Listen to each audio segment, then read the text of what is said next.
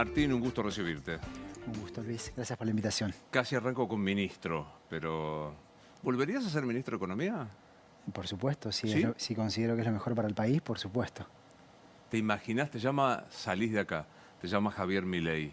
No creo que pase. Pero te ofrece ser ministro, ¿aceptarías? Ni ocurriría, no habría un porqué, porque no habría alineamiento en visión en absoluto. No le serviría a nadie, no le serviría al país. Creo que no lo haría el presidente. Decime que si tuvieras que hacer un diagnóstico para tus colegas docentes del exterior, el momento económico argentino, ¿cómo se define? Bueno, este es un momento en donde al hecho de que mucha gente estaba sufriendo el esquema de políticas económicas, se agrega un descreimiento del mercado.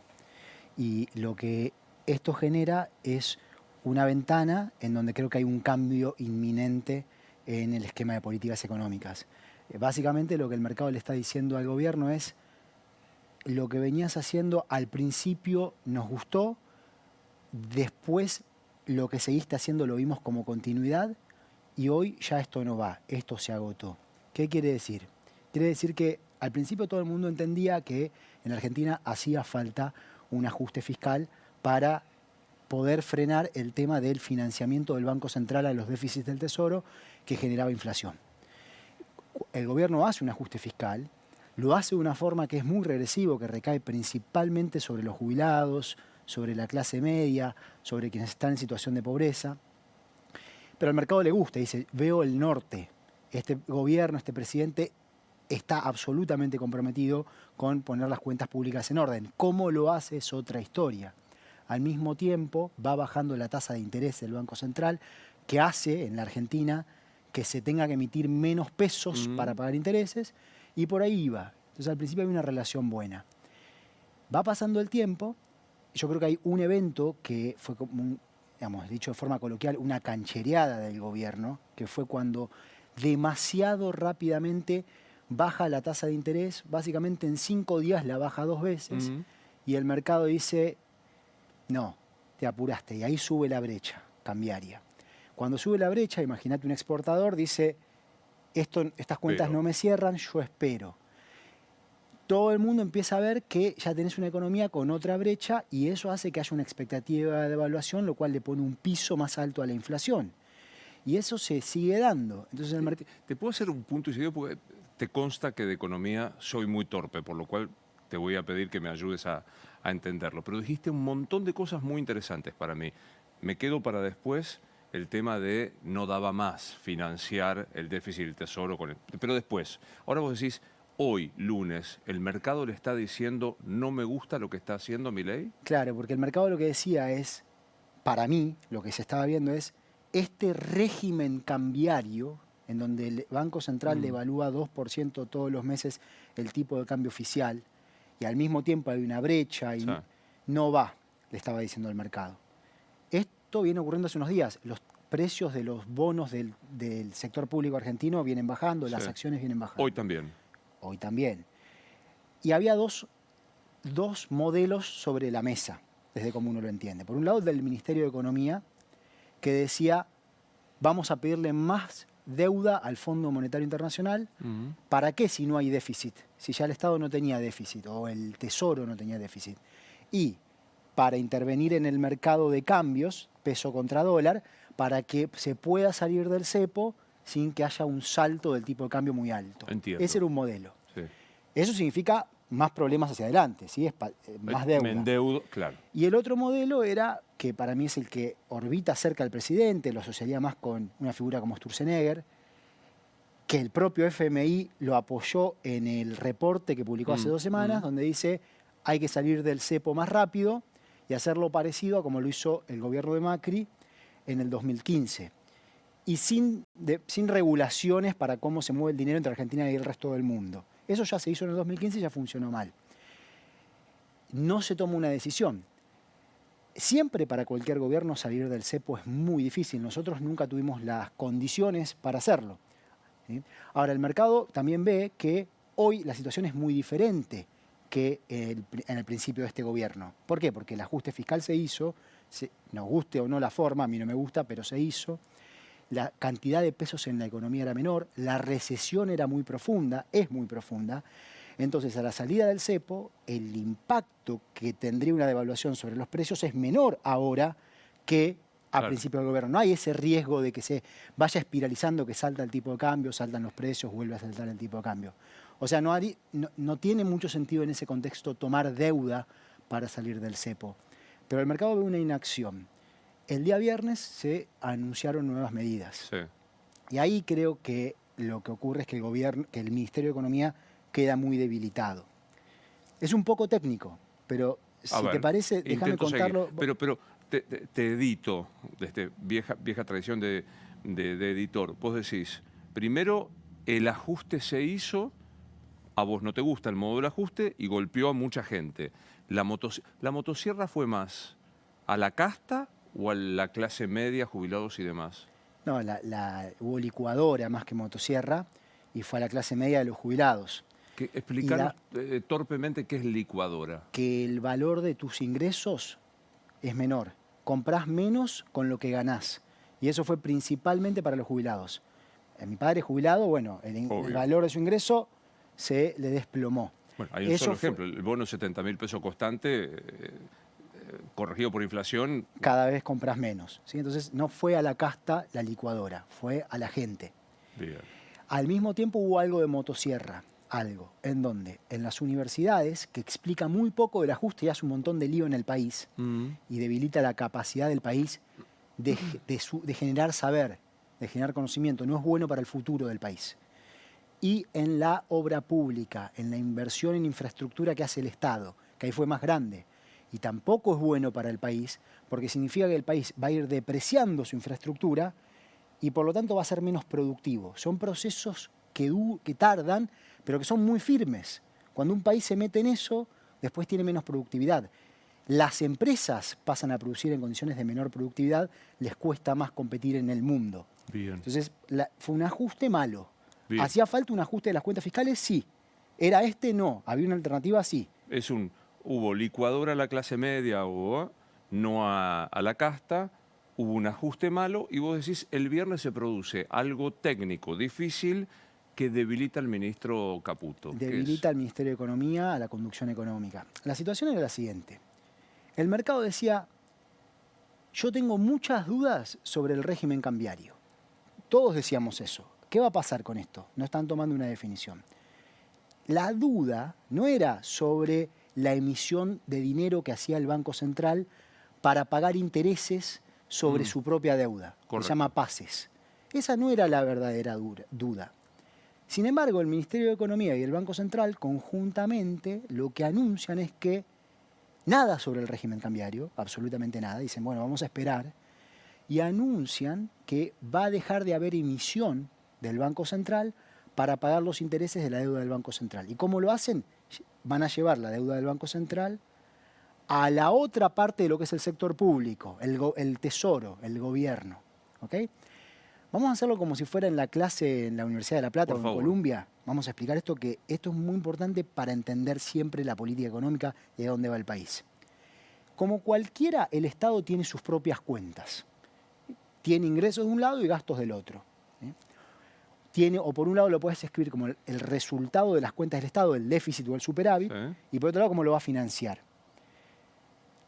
El déficit del Estado es la diferencia entre lo que gasta en educación, salud, obra pública, todo lo que gasta, menos lo que recauda, más los intereses que paga por la deuda. Esa deuda puede ser o del gobierno o del Banco Central. ¿Cómo financia eso? O toma más deuda, si es que tiene déficit, que lo puede hacer el gobierno o el Banco Central. Total. O algo que en Argentina hay que ir bajándolo firmemente, que ha sido muy dañino, que es, a veces no queda otra, que es la emisión del Banco Central. El Banco Central imprime pesos y le da al Estado. Entonces tenés el lado izquierdo acá, el déficit que tiene o el resultado que tiene como las cuentas, y el lado derecho cómo lo financia. El gobierno lo que dijo es, esta deuda que tenía el Banco Central va a pasar al gobierno, al Tesoro. Pero no solamente eso, sino que además ahora no va a emitir el Banco Central para pagar los intereses. Entonces, ¿qué quiere decir eso? Eso quiere decir que tenés dos maneras de lidiar con una situación donde ahora el Tesoro va a pagar más intereses y no va a emitir el Banco Central. O toma más deuda el Tesoro, porque los intereses son más altos, o hace un ajuste fiscal más grande, ¿ok? Es decir, el Achica Estado más. achica más, le sobran más pesos para pagar los intereses del propio Tesoro, como no los va... Lo que antes era en gasto de funcionamiento, los destina a pagar los intereses. Correcto, correcto, porque el Banco Central ya no va a estar emitiendo Obvio. para eso, que era lo que el mercado le decía, yo te veo viendo bien ahí, estás bajando, bajaste la tasa de interés, por ahí te apurás, al revés. El mercado decía, te fuiste demasiado más rápido. sí. No estaba ahí el problema hoy. Ahora, ¿qué quiere decir esto? Si vos te endeudás más y sacás más pesos más rápidamente del mercado, va a haber un sesgo más recesivo y va a subir la tasa de interés. Si por el otro lado decís, no, lo hago con un ajuste, como es lo que hoy están diciendo a la mañana, que hubo un encuentro con economistas, el Ministerio de Economía dijo, no, voy a hacer un ajuste más grande todavía. Bueno, vas a tener una recesión más grande. Seguramente la inflación tenga un efecto un poco deflacionario esa medida, más allá que siga habiendo inflación. Pero vas a tener una recesión más grande. O sea, Entonces, hoy, que efectivamente se produjo esta reunión, vos decís, como no van a tomar crédito, no tienen, aparte no hay seguridad, van a achicarse más y esto va a ser más recesivo. va a ser más recesivo. Yo creo que las medidas del día viernes van a ser más recesivas. Además, pensá, si hay más recesión, eso le pega a los ingresos del Estado, Obvio. recauda menos. Si hay menos actividad económica, hay menos IVA, menos de todo. Y también el efecto que tiene deflacionario, obviamente que también afecta al fisco, pero eso obviamente... lo que está acá el gobierno diciendo es yo priorizo más rápidamente la inflación cuando el problema pasaba por otro lado.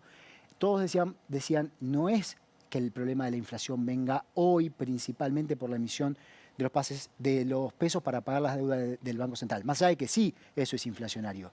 Lo que decían es, tengo un problema con el tipo de cambio, con el régimen cambiario, hay una brecha que está en 40%, hoy es 50%, no sé qué va a pasar y el gobierno no atacó por ahí, atacó por otro lado y lo que va a hacer es hacer más difícil la recuperación, la gente va a sufrir más al mismo tiempo que el mercado le dice no nos gusta y hoy sube el dólar. ¿Qué hacen muchos en estos días? Dicen yo tengo mucha incertidumbre, yo espero. ¿Cómo espero? Y compro un bono del Tesoro de Estados Unidos. Pongo la plata ahí, no en activos argentinos. Está claro. Entonces los activos argentinos empeoran sus precios, todo está peor. Y lo más importante de todo esto es entender que lo que no está en el centro del modelo es la producción, es lo productivo. Y eso es lo que termina afectando a la gente y a todo el sistema productivo argentino. El dólar a 900, que yo cuánto estaba hoy día, ¿debería devaluar el gobierno? Lo que pasa es que lo que todo el mundo ve es que la brecha está más alta. Y cuando vos tenés brecha más alta, ¿qué hay? Expectativa de devaluación mayor. Siempre. Y eso afecta a la inflación. Y por lo tanto, cada vez te volvés menos competitivo más rápido. Ese es el problema. Insisto, Luis, para todo gobierno es muy difícil salir del cepo. Ahora, el cepo no debe ser un principio rector de la economía. Es un lugar donde a veces lamentablemente te encontrás y a veces lamentablemente no podés salir. El cepo en la Argentina se puso durante el gobierno de Macri, ¿sí? Después de la elección primaria del año 2019. En el gobierno que siguió, el objetivo era salir del cepo, después de la reestructuración de la deuda con los acreedores externos. Pero vino una pandemia y no había crédito en la Argentina. Todos los países del mundo en la pandemia, ¿qué hicieron? Emitieron. Gastaron más. No todos emitieron porque la mayoría tenía crédito. Obvio. Pero la Argentina no tenía crédito. Entonces hubo que emitir mucho. Cuando emitís mucho, tenés mucho más pesos en la economía. Salir del cepo se te hace muy difícil. No pudimos generar las condiciones para ello. De hecho, en el 2022 estuvo el acuerdo con el Fondo Monetario Internacional en donde teníamos que continuar bajando el déficit de una forma distinta de como lo hace el gobierno actual y luego, a partir de cierto momento, bajar la tasa de interés, que el gobierno actual sí lo va haciendo, pero eso no se pudo hacer. Está claro. Pero estamos hablando mucho de emisión. Hay un economista que dice que la emisión no es inflacionaria. La emisión es inflacionaria. Y en un país en donde la gente no quiere el peso, la moneda local, por supuesto que lo es. Hay países en donde hay una demanda muy fuerte por su dinero y sobre todo en las situaciones en que peor está el mundo. Cuando el mundo tiene una situación de crisis, ¿a dónde va el dinero en el mundo? Lo más seguro. Va a lo más seguro. Bonos del Tesoro de Estados Unidos. Y Estados Te digo Unidos... porque ayer una dirigente, no sé si ubicás, Cristina Fernández de Kirchner, insistió con que la emisión no es inflacionaria. ¿Hablás con Cristina? No hablamos más desde unos pocos días antes del acuerdo con el Fondo Monetario Internacional y no hubo más diálogo. a partir de allí mientras yo era ministro de Economía. Pero no, voy a escuchar obviamente en detalle la presentación de la Bueno, vicepresidenta, de la ex vicepresidenta y la Axel dice esto, expresidenta. ¿no? La emisión no es inflacionaria. A ver, eso creo que es un tema que tiene que estar totalmente saldado en cualquier espacio político. De vuelta, no escuché lo que dijo ayer Cristina Fernández, pero sí conozco, leí por ejemplo la nota que escribió hace unos pocos meses sobre el tema fiscal. Yo creo que ahí tenemos un problema en el sentido de hay que entender que la falta de dólares también responde en parte a un problema fiscal. Es un problema productivo, ¿sí? La Argentina no tiene una estructura productiva lo suficientemente fuerte como para producir más dólares cada año. La Argentina necesita elevar su nivel de exportaciones para poder crecer más firmemente, pero además, buena parte de la demanda de dólares tiene que ver con que la gente no se quiere quedar con pesos. Claro. ¿Y por qué no se quiere quedar con pesos? Porque no confía en esa moneda. Porque no confía en esa moneda. Y eso tiene mucho que ver. La otra cara de la moneda, así como una cara es la externa y la falta de dólares, la otra cara es lo fiscal, los problemas fiscales. A veces, como te digo, Luis, a veces no tenés alternativa, como nos pasó a nosotros en el 2020, que aumentar el déficit financiado con emisión monetaria porque no había otra. Pues estabas en medio de una crisis inédita. La pandemia. No quiero hacerte opinar sobre esto. De verdad me interesa mucho escucharte a vos. Pero viene a cuento, porque ayer la escuché a la ex vicepresidenta decir que el problema no es el déficit, sino es la falta de dólares. Te estoy escuchando que están imbricados los dos temas. Son dos caras de una moneda. Las dos cosas vienen juntas. La cuestión productiva, que explica la falta de dólares, y la cuestión fiscal, la debilidad fiscal genera debilidad en la moneda hace que se demanden más dólares también. Claro.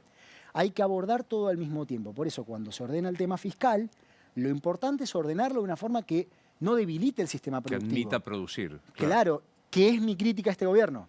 Entiendo perfecto. Así como te digo, de los años estos del último gobierno de Cristina, diría, había un entendimiento de la necesidad de que se fortalezca el sistema productivo. Pero no entendían la cuestión. Pero hay un tema con el fiscal que no se pudo abordar bien y generó más debilidad en la moneda. Bueno, ahora digo de esto lo contrario. Cuando vos decís el último gobierno de Cristina, ¿es el anterior a Milei?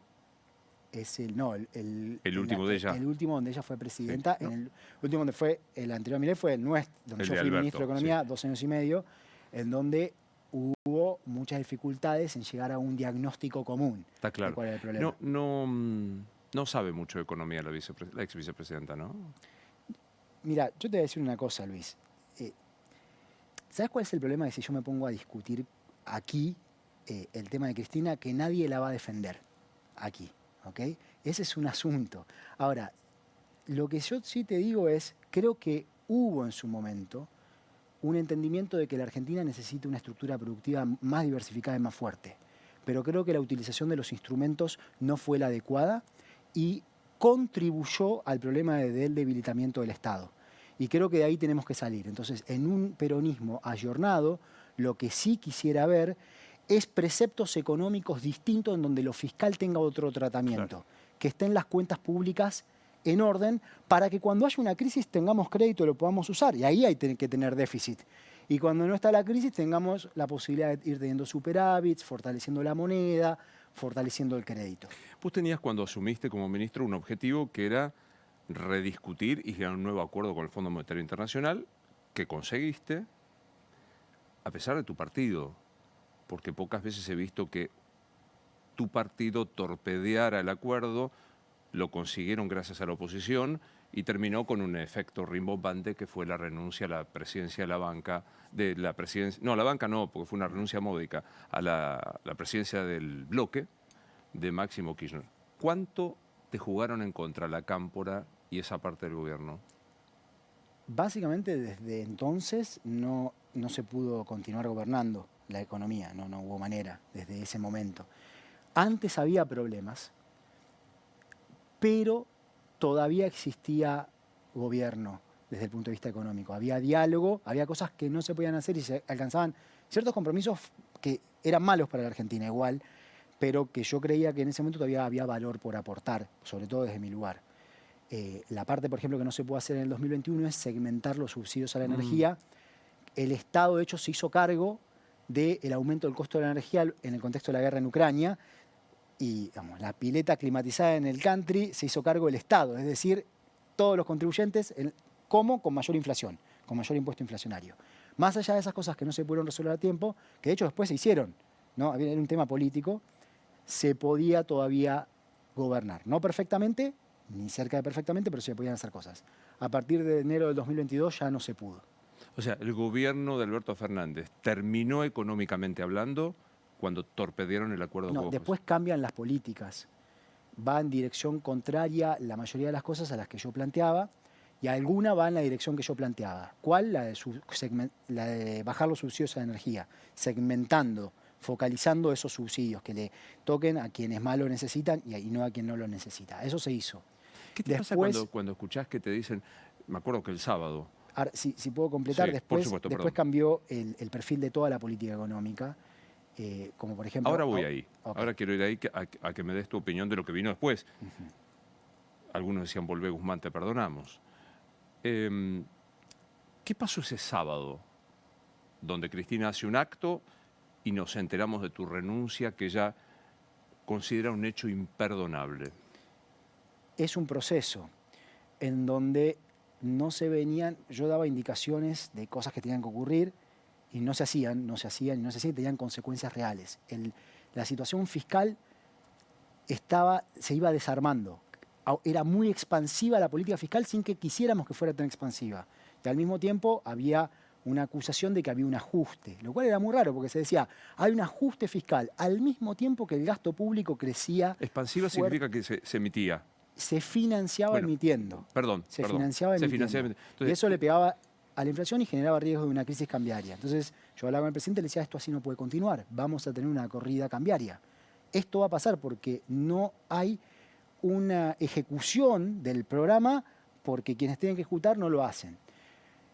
En un momento yo doy una entrevista en el canal C5N, coordinada con el presidente, en donde digo que los funcionarios que no estuviesen comprometidos con el programa no iban a continuar. Pero después siguieron, y todos continuaron. ¿Ratificó? ¿Te acuerdas de aquellos secretarios? Sí. Y llegó la crisis cambiaria, la corrida cambiaria llega en el mes de junio, lógico, porque también, como pasa ahora, o sea, el mercado dice, ¿esto qué es? Eso es un tema muy importante también para entender lo actual, esta interna que está en el gobierno entre el Ministerio de Economía y los asesores del presidente. Todo el mundo la ve. Y te dice, bueno, ¿para dónde va a ir el presidente? En ese momento pasaba lo mismo. El mercado decía, bueno, ¿para dónde se va a ir? Incertidumbre, y en un momento la situación se torna en una corrida, parecido a lo que está pasando hoy. Y hay un momento final donde yo digo, bueno, esto así no va más. Tuve una reunión final con el presidente, donde le planteé que iba a renunciar si no había algún cambio de algún tipo, o un acuerdo político o cambio en los funcionarios, porque simplemente no respondían. El presidente decidió que el acuerdo político no era posible, cambiar los funcionarios iba a generar una crisis política, y bueno, así fue como la decisión fue la renuncia, y después hubo todo un problema de comunicación muy grande, porque yo se la envió al presidente, la comunico por Twitter, por la red social, pero todo esto ya se había venido hablando, estaba muy claro. O sea, déjame plantearlo. Lo que no había era un plan B. De hecho, el domingo casi toma la posición de ministro de Economía alguien de mi equipo. Yo quedándome al lado porque nadie quería ser ministro. O sea, a ese nivel estábamos. Pero bueno, después todo eso terminó siendo peor. Yo creo que hubiera sido muchísimo, muchísimo mejor para la Argentina, y la Argentina estaría mejor hoy si el programa económico que nosotros habíamos diseñado se hubiera podido continuar ejecutando, o se hubiera podido ejecutar en su plenitud. La Argentina hoy tendría una situación más fuerte desde el punto de vista del empleo, desde el punto de vista productivo y desde el punto de vista inflacionario. A ver, déjame plantearlo burdamente, desde el punto de vista político. Vos te fuiste porque entre Guzmán y la Cámpora, el presidente eligió la Cámpora. Bueno, creo que las decisiones del presidente son decisiones del presidente y van más allá. Creo que lo pondría en otros términos. Entre tener un acuerdo político entre el presidente y la vicepresidenta, o un cimbronazo político tomando una decisión más fuerte desde el punto de vista de la acumulación de poder, que por ahí no tenía las condiciones en ese momento, por ahí nunca estuvieron las condiciones y el presidente lo tenía que evaluar, se decidió no ir por ninguno de esos lados y que salga el ministro de Economía. Va de vuelta. Entre romper con Cristina y seguir tu programa, prefirió no romper con Cristina. Que de vuelta, no es que para mí había sí, que ¿no? necesariamente... Sí, pero también, no es que yo lo planteé en esos términos, Luis, quiero dejarlo claro. si hubiera habido un acuerdo entre ellos que fuese factible, eso hubiese sido posiblemente lo mejor. Si lo que a mí no me interesaban las personas, lo que me interesaba era gobernar para la Argentina. Pero si no es cuestión de persona, es una No, cuestión de para qué lado rumbeabas la economía. en absoluto. De hecho, lo mejor hubiera sido que se pongan de acuerdo y que se hubiera podido seguir el programa económico que yo quería llevar adelante. Volvamos 3, 4 preguntas atrás cuando decías para adelante. Definime a Sergio Massa como ministro de Economía. Bueno, no le fue bien.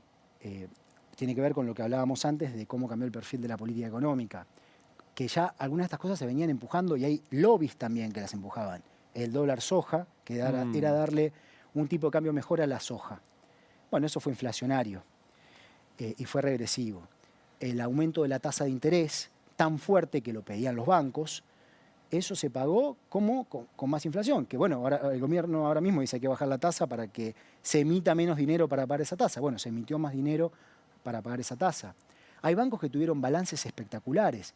Otras decisiones más técnicas, un bono que se emitió que se llama bono dual, que le pagaba al tenor del bono lo más alto entre la tasa de devaluación y la tasa de inflación. Era un seguro para el tenor del bono que lo paga la gente con mayor inflación. Si vos mirás los balances de los bancos, a los bancos les fue muy bien. Bueno, a la gente les fue mal. Y la gente decidió cambiar. Esa fue la realidad. O sea, nada de valoración personal, técnicamente hablando. La gestión Massa fue funcional a los bancos, a los ojeros y a un grupo económico concentrado. Desde el punto de vista distributivo, empeoró la distribución del ingreso, aumentó la pobreza. Y esto no tiene nada que ver con las personas, ¿eh? No es por decir nada en particular de Sergio Massa, sino te estoy hablando de las políticas económicas. Esto es una realidad. Eso fue lo que ocurrió.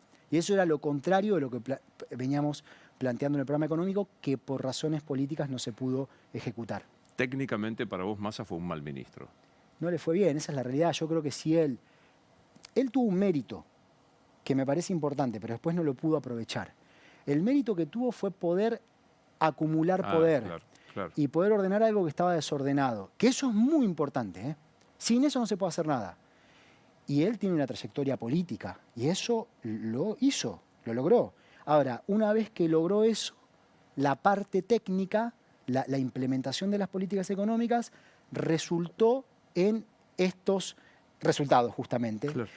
Tuvo en contra algo muy fuerte, que fue un año muy malo en términos de la cosecha porque hubo una sequía muy fuerte. Eso también contribuyó a resultados pobres. ¿Vos con el poder acumulado de Massa sentís que hubieras podido llevar adelante tu programa? Y el respaldo presidencial, claro, sí, ¿no? Totalmente, totalmente, y creo que la Argentina hoy estaría mucho mejor. Pasaron 2 años de ello, creo que hoy estaríamos mirando hacia atrás y estaríamos diciendo, continúa habiendo progreso. Miremos los datos del año 2021, lo que pasó. La producción del país, el Producto Interno Bruto, creció 10,4%. La tasa de desempleo bajó de 13%, que había alcanzado el pico en el 2020 en la pandemia, a 7%. La tasa de pobreza bajó más de 4 puntos porcentuales. La desigualdad de los ingresos bajó significativamente, alcanzó el nivel del primer trimestre del 2017. Y la inflación era alta, pero era 50,9%, cuando en el 2019 había sido 53,8%. Es decir, estaba habiendo progreso en la Argentina. Eso no se pudo continuar. A lo del gobierno de hoy hay una alternativa claramente. Hay preceptos que son correctos, hay que bajar el déficit. Bueno, hay que hacerlo de otra manera.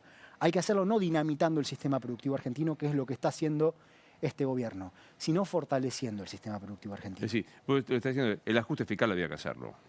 Un ajuste fiscal tenía que haber. Después vos elegís cómo es, qué combinación de aumento de los ingresos y baja de los gastos y en qué bajás los gastos. Claro.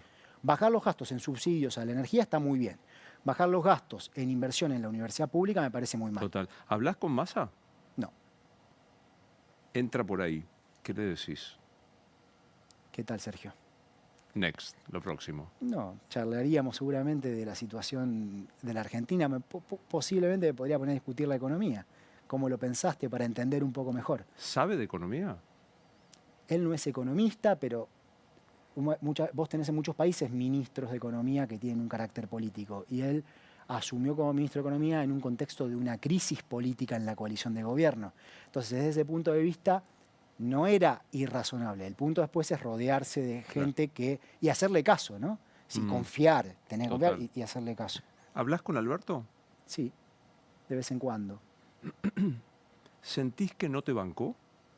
Yo siento que él tuvo que tomar una decisión política y que no se la puedo cuestionar porque cuenta con información que posiblemente yo no cuente o que la pueda procesar distinto, y un conocimiento político de otra trayectoria, y fue la persona elegida como presidente y que es quien pone la cara. El ministro de Economía no tiene ningún voto, alguien lo dijo una vez, no lo elige nadie. Así que yo no puedo cuestionar las decisiones que él haya tomado. ¿Cuánto puteaste cuando te tuviste que ir? Y fue el momento más triste en mi vida. Y ojalá que pueda hacer mucho en el resto de mi vida por el país. Yo creo que hubo una oportunidad, se hicieron cosas importantes en el año de la pandemia y también en el año siguiente, pero no se pudo seguir aprovechando esa oportunidad. Así que sí, fue una situación muy triste y muy dura. Te leo, te veo en las entrevistas con más mirada política, no solo técnico. ¿Vas a ser candidato a diputado? Bueno, hoy no estoy trabajando para eso, sí que estoy trabajando, yo abrí un think tank que se llama Suramericana Visión, en donde básicamente hacemos dos cosas. Uno es lo que hacen muchos en Argentina, que es seguir la economía día a día, ¿no?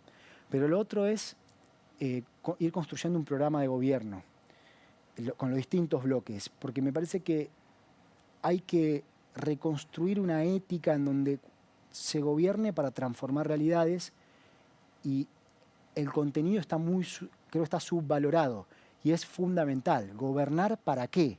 ¿Qué vamos a hacer con el sistema educativo? Si tenemos 2 puntos del producto del país para invertir en infraestructura pública, física y digital, ¿cómo lo vamos a invertir de forma que le dé más productividad al país? ¿Qué vamos a hacer con el sistema de salud en la Argentina? ¿Qué vamos a hacer con el funcionamiento, la institucionalidad del Estado? Todo eso tiene que estar definido antes de llegar al gobierno. Va más allá que la economía, pero es muy importante para la economía. ¿El think tank dentro del peronismo? Hoy no hay un think tank del peronismo, lamentablemente. Es parte del problema. Los partidos políticos en Argentina no están fuertes desde la producción de conocimiento. Hay otros lados del mundo, yo ando mucho por el mundo, muchísimo, y hay otras realidades. Y eso después se traduce en la capacidad de gobernar y en los consensos dentro de los partidos. Esto que hablábamos antes, bueno, se llega a un consenso, la emisión monetaria, si la gente no quiere demandar más el dinero, es inflacionaria. Listo, es un consenso, pasás de página, no llegás al gobierno a discutir eso. Me parece que sería muy bueno que haya institutos de los partidos con mucha más fuerza.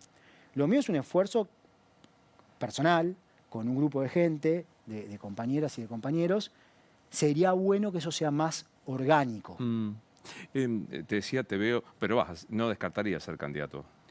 Como te digo, Luis, yo hoy no estoy pensando en eso. Yo en ningún momento de mi vida descartaría ser candidato si considere que eso es lo que más ayuda. Okay. Digo, te veo con más mirada política. ¿Sos de los que creen, como el que suscribe, que Milei es presidente no tanto por amor a Milei, sino por espanto al gobierno de Alberto Fernández y al peronismo y al kirchnerismo? Y a Juntos por el Cambio también. Sí, a señor. todo el sistema. Es Argentina correcto. está estancada desde hace 12 años. Esa es la realidad. Crecimos fuerte en el año 2021, después de la pandemia. Después eso no se sostuvo. Y eso genera mucho malestar. Genera un problema de representatividad. Y lo que terminó ocurriendo es que hubo un rechazo a todo el sistema. Yo no creo que la gente en la Argentina no creo que domine la visión libertaria en el país. No es eso lo que hay en la Argentina. Y no hay amor por Rothbard, sino espanto por aquello otro, ¿no? Correcto. Lo que hay es un rechazo al resto. Definime a Javier Milei.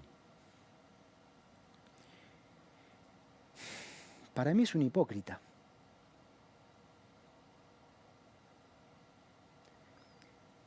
Mirá las cosas que hace y las cosas que dice. Fíjate, mirá el video cuando él vota a favor de la eliminación del impuesto a las ganancias. Dice que es una aberración. Hoy, ¿qué hace? Pone el impuesto a las ganancias. ¿En qué estaba pensando? ¿En él o en el país? Cuando viaja por el mundo, con dinero del Estado al mismo tiempo que no hay plata para otras cosas, por ejemplo, los chicos de la Olimpiada Matemática Argentina no les daban el dinero para ir a competir a la Olimpiada Internacional de Matemática en Inglaterra. Yo competía de chico en las Olimpiadas de Matemáticas. Es el esfuerzo que hay que tener para que el talento resulte en poder alcanzar semejante logro, llegar al Mundial de la Olimpiada de Matemática. ¿Cuánta plata sale eso? ¿Cuánta plata salen los aviones que se toma Milei para ir a dar charlas en donde le den medallas? ¿Qué gestión para el Estado hace? ¿Qué inversión? Cuando decía que el ajuste lo iba a hacer la casta, ¿qué quería decir con eso? ¿Los jubilados son la casta? Eso es lo que veo, Luis. Entra por ahí, ¿qué le decís? me gustaría tratar de entenderlo, charlaría, pero yo no lo conozco personalmente. Pero sí veo las cosas que dice y las cosas que hace. Y veo este nivel de incoherencia que me parece que va más allá de un problema, de un accidente. Y veo que es cada vez más claro. Quisiera que no, yo quiero que a la Argentina siempre le vaya bien, hubiera querido que haga las cosas bárbaro. Y si hubiera hecho el ajuste, a la casta lo estaría aplaudiendo. ¿Sí? Los propios funcionarios que tienen son el corazón de la casta y fueron parte de todo el problema que se llevó a donde se llevó a la Argentina. ¿A quién te referís? El Ministerio de Economía, por ejemplo, y bueno, su propio entorno de asesores. Esa es la realidad que veo. Además, la forma en que funcionan es muy perversa. La comunicación, como ocurre hoy. El otro día vi una entrevista previo a la época del gobierno de alguien que hoy tiene un rol en la comunicación. Y decía, él justificaba el decir, yo digo algo que puede no ser ninguna verdad y vos andá y si no tenés razón, si no tengo razón, defendete en las redes. Es una lógica muy perversa. También funcionan como una comunidad en las propias redes sociales que lo que busca es generar mucho odio. Y no le va a hacer bien a la Argentina un camino de generación de odio, con mucha hipocresía. ¿Quién sos vos? Soy alguien que nació en este país al regreso de la democracia. Yo nací unos meses antes, en octubre de 1982, y te va forjando lo que vivís. En mi infancia viví, lo primero que recuerdo es la hiperinflación. Son mis primeros recuerdos. Me acuerdo de una situación de esas que te quedan, viste, que mi mamá, que le mando un saludo, me manda a hacer mandados, o sea, voy a hacer los mandados, y me olvido de comprar una leche. Faltó la leche, vuelvo a la roticería, valía más cara, ya no alcanzaban los australes para comprar esa leche y me sentía mal, como angustiado. Después viví, estando en la escuela secundaria, los 90 y el colapso del año 2001. Yo entré a estudiar economía por eso. Entonces, quería ser matemático, me parece. Eso es lo que iba a hacer, pero quería ser matemático, porque competía en las Olimpiadas de Matemática, también me gustaba mucho, pero la economía argentina me fue marcando mis motivaciones. Entonces fui creciendo de esa manera y estudié economía, siempre con el objetivo de poder primero entender por qué nos pasa lo que nos pasa y después actuar. Y eso fue lo que busqué siempre. Y así después terminé llegando a cargos públicos, como el caso de ministro de Economía, y así sigo hacia adelante. Eso es lo que me sigue quedando en mi corazón. Familia, clase media, ahí, ¿no? Luchándola, sí. ¿Tu viejo qué hacía? Mi viejo era empleado público, no docente, en la Facultad de Ciencias Veterinarias por la mañana, y por la tarde era profesor de tenis en el Club Gimnasia de La Plata. Ahora está jubilado. ¿Y tu vieja? Y mi mamá estaba estudiando, pero somos 5 hermanos, 5 hijos. Imagínate criar 5 hijos. Así que dejó en su momento, fue ama de casa, o sea, nos crió a todos nosotros. Yo soy el más grande de 5 hermanos. Y después pude retomar la docencia, enseñé matemática.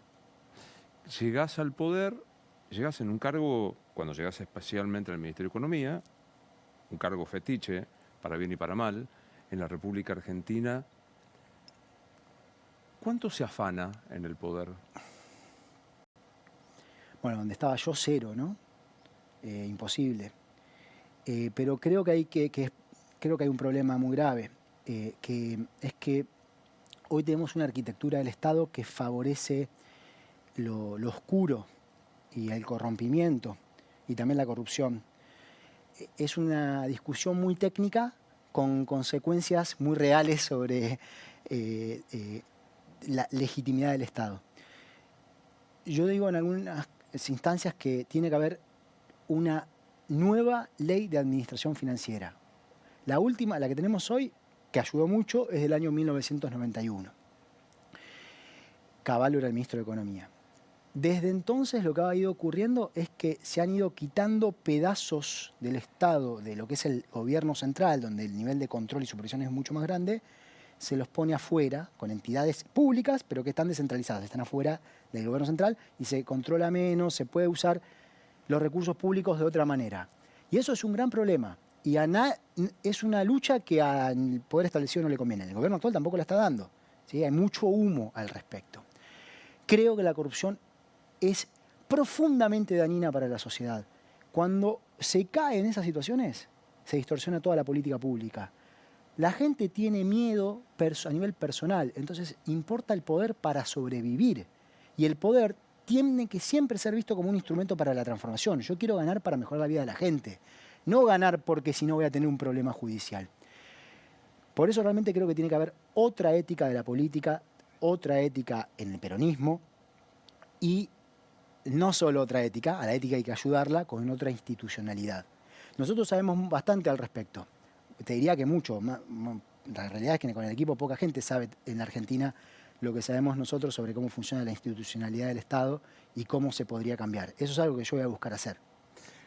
¿A quién le compras un auto usado? ¿A Toto Caputo o a Axel Kicillof? A Axel Kicillof. ¿Por qué? Porque voy a querer que no me va a hacer trampa. ¿Es un buen, digamos, te sentís cómodo con los lineamientos económicos de Kicillof? Pero vos me preguntaste por la ética. Y eso me parece muy importante. Me parece que está antes que lo otro. Con lo otro hemos tenido diferencias, pero yo lo vi actuar de una forma honesta. ¿Y por qué no a Caputo? ¿Te parece que no No tiene...? confiaría. No confiaría porque además sé lo que hizo con la deuda antes, durante el gobierno de Juntos por el Cambio, y por distintas cosas que, bueno, me las dejo, pero no confiaría obviamente mucho más en Kicillof. ¿Qué cosas te dejas? No, digo, yo creo que es una visión, ¿no? Creo que cuando uno está en esas sillas, siempre tiene que pensar en la gente, qué va a implicar esto para la gente.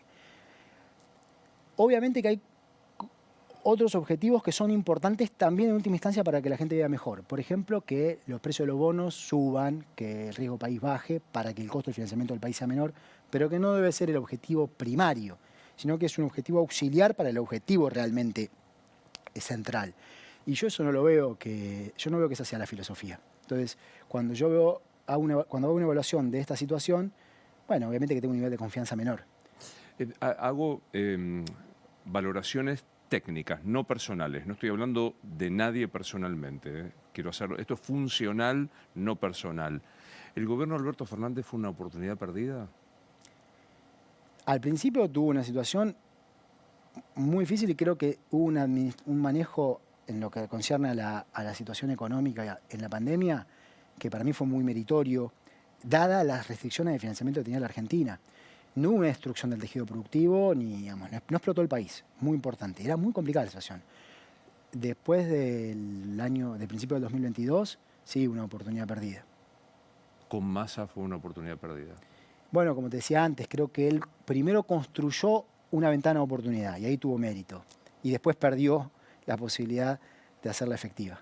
Estamos hablando de lo económico, ¿no? Porque digo, con la pandemia hubo una restricción a la libertad individual inédita. Sí, pero eso ocurrió en todo el mundo. Ahora, no como acá. Acá se alargó y también creo que eso tuvo consecuencias para la economía. Obviamente yo decía, ¿cuándo podemos aliviar lo máximo posible las restricciones sanitarias? Porque eso va a afectar sobre todo a los trabajadores y las trabajadoras del sector informal. A ver, dicho llanamente, la cancha de River no abre y no hay partido de River, el que vende choripán no está. Eso tiene un multiplicador de la actividad que no ocurre y termina perjudicando más a quien peor está.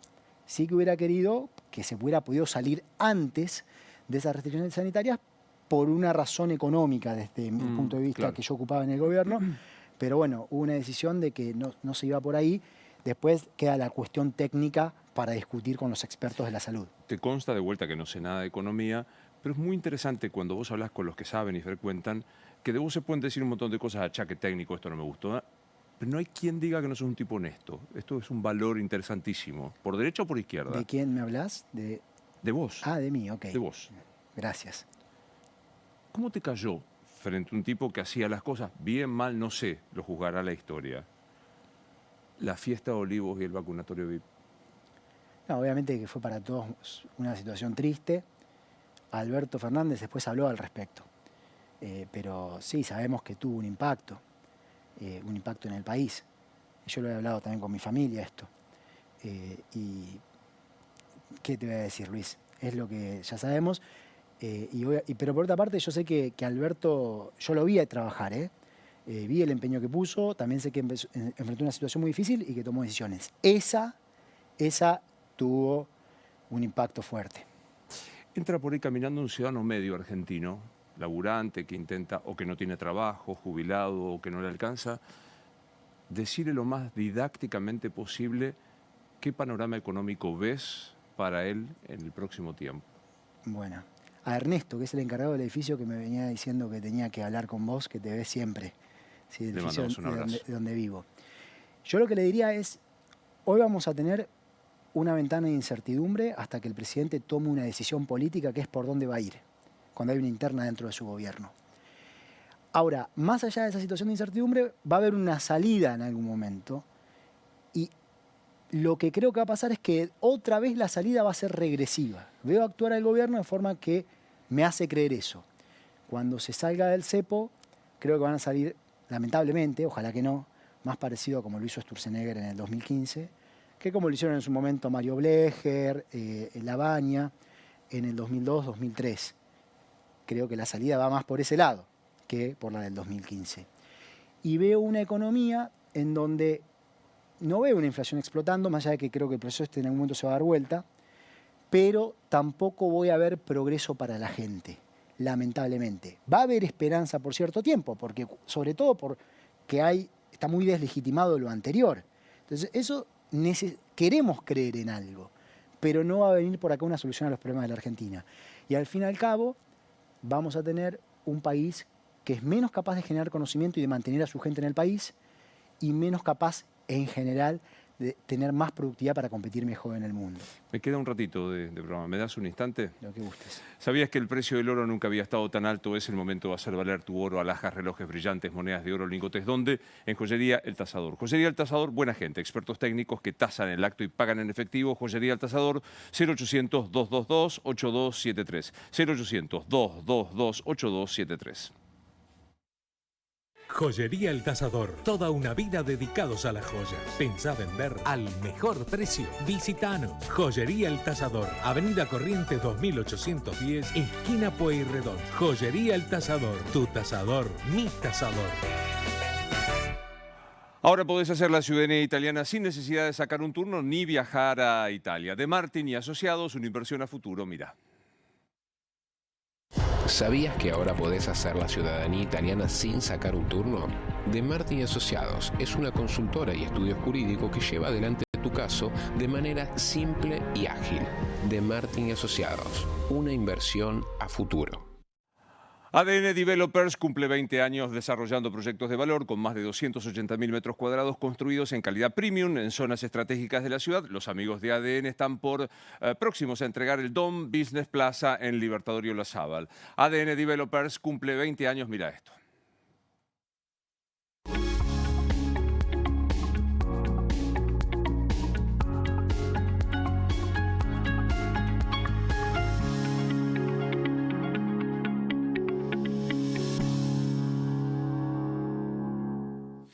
¿Cuál es el sentido de la vida? Para mí, el principal, pero es muy personal esto, ¿no? Es aprender. Yo encuentro felicidad, motivación en el aprender. Y por eso también empujo a todo el mundo a que lo haga. ¿A quién extrañas mucho de los que no están? Y yo tuve una relación muy especial con mi abuela, la abuela Nora. Falleció en el 2017, no pudo ver todos estos últimos años míos. Así que bueno, a ella sí, posiblemente a ella. No posiblemente, sin duda que esa de la abuela Nora. Entra por ahí Nora, ¿qué le decís? Y bueno, no, es que no hace falta en las palabras. O sea, sería, si ella estuviera, era como, te da paz. ¿Sos mejor jugador de fútbol o economista? No, supongo economista, que es a lo que me dediqué. Eso espero. ¿Cuánto? Porque había partidos y Sí, se sí. encontraban cuando Sí, estabas en el he gobierno. He jugado al fútbol, me gustaba mucho. Lo sé y te elogia todo el mundo. Conmigo vas muerto porque tengo menos fútbol que la revista para ti. Pero digo, ¿cuánto en esos partidos de fútbol pueden servir para que alguien para el presidente tome una decisión, para que un ministro te acompañe? Está bueno eso. Sirve. En la política las relaciones interpersonales valen mucho. Ojalá hubiera tenido la capacidad también de desarrollar con más fuerza esas relaciones interpersonales. Creo que hubieran ayudado a que haya más confianza, a poder que haya más paz internamente, no estoy seguro tampoco, tengo mis dudas. Pero a nosotros eso se nos acabó con el principio de la pandemia. Tuvo un impacto en cómo funcionó el gobierno. Los de la Cámpora decían cuando vos eras ministro, mucha academia, poca calle. Hay que ver qué quiere decir calle. A ver, yo viví siempre en barrios donde no sobraba nada de chico. Conozco bien la calle.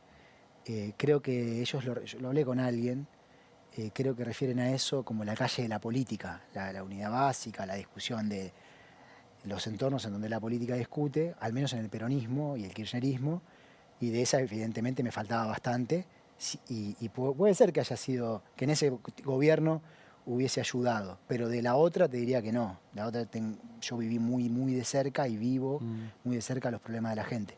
Entra por ahí Máximo. Qué pena, le diría, o sea, porque cuando se trabajó de forma coordinada, unada, se lograron cosas. Y cuando no se pudo dialogar, las cosas fueron mal. Entra por ahí Martín Guzmán a los 16. ¿Qué tenés? ¿Cuántos años tenés? 41. Con 25 años, hice bien la cuenta, sí, con 25 años de experiencia. ¿Qué le decís a Martín Guzmán? Todo lo que va a vivir. Le diría, y creo que tal vez de todas las preguntas que me hiciste, creo que es la más difícil, porque uno vive la vida de forma tan vibrante que no te vas dando cuenta de las cosas. Yo le diría que el amor es muy importante en la vida y que preste atención a eso siempre, que trate de no estar en un camino nunca que le haga perder eso de vista. Eso te vas dando cuenta de más grande. Y eso es muy importante también para lo productivo, para el trabajo mismo. ¿Y le diste la atención que necesitaba eso? No siempre. Después, de más grande, sí, pero no siempre. Nos morimos y ¿qué pasa?